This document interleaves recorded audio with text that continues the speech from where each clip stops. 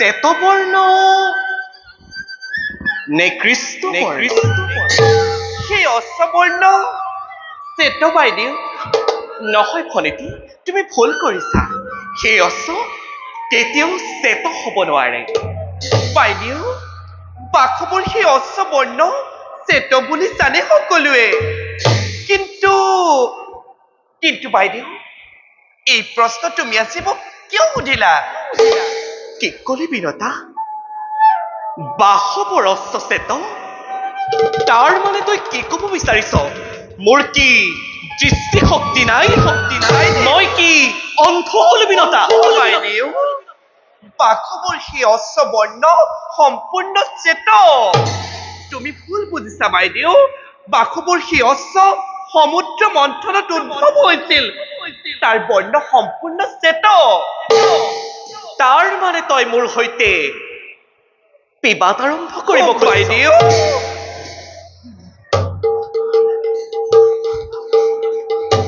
মই ভালদৰে জানো বিনতা, বাইদেউ সেই অশ্ব সম্পূৰ্ণ কৃষ্ণ। বাইদেউ তাত যে শ্বেতৰ নাম মাত্ৰ নাই, এই কথা মই ভালদৰে জানো। বাইদেউ ময়ো ভালদৰে জানো বাঘবৰ সেই অশ্ববৰ্ণ সম্পূৰ্ণ শ্বেত, তাত কৃষ্ণৰ নাম মাত্ৰ নাই। আৰু মই তোমাৰ সৈতে বিবাদ আৰম্ভ কৰিব খোজা নাই। তুমিহে মোৰ সৈতে বিবাদ আৰম্ভ কৰিব খুজিছা বাইদেউ। মই কি বিবাদ কৰিছো বিনতা? মই বুজিব পাৰিছো, তলে তলে তোৰ মোৰ প্ৰতি হিংসাৰ ভাৱ। বাইদেউ মই হলো সহস্ৰ সন্তানৰ জননী নাগ মাতা। বাইদেউ তই অপুত্ৰতা, তই পুত্ৰহীনা। তোৰ পুত্ৰৰ প্ৰতি কোনো মমতা নাই। আৰু মই যে তোৰ সতিনী, সেইকাৰণে ভগৱানৰ ওপৰত অভিমান কৰি অন্তৰত হিংসাৰ অগ্নি নজ্বলাব বাইদেউ।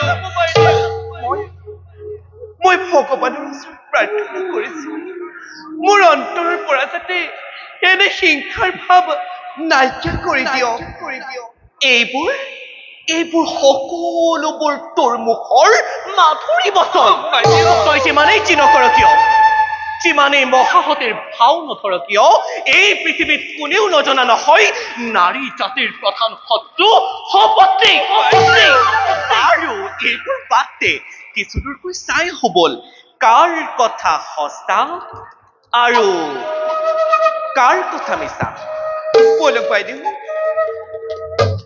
কিন্তু সাৱধান বিনতা, পণ হলে ৰাখিব লাগিব।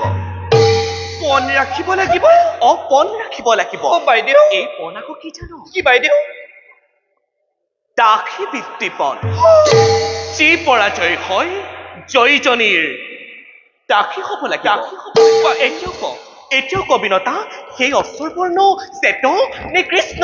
বাইদেউ সত্যক অসত্য কৰিম কেনেকৈ? তেন্তে পণে স্থিৰ হল। ই কেৱল পণে নহয়, উভয়ৰে ভাগ্য পৰীক্ষাও। এই পণ আজি পৰ্যন্ত কোনেও কৰা নাই আৰু সম্ভৱ নকৰেও।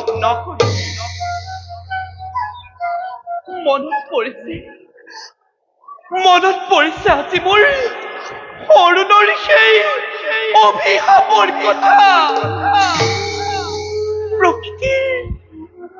প্ৰকৃতিৰ কি যে ভীষণ মূৰ্তি। বাইদেউ পণে স্থিৰ হল বাইদেউ। বেছ কথা, এতিয়া নিজ গৃহলৈ যাওঁ বল, কালিলৈ ইয়াৰ পৰীক্ষা কৰা হ'ব।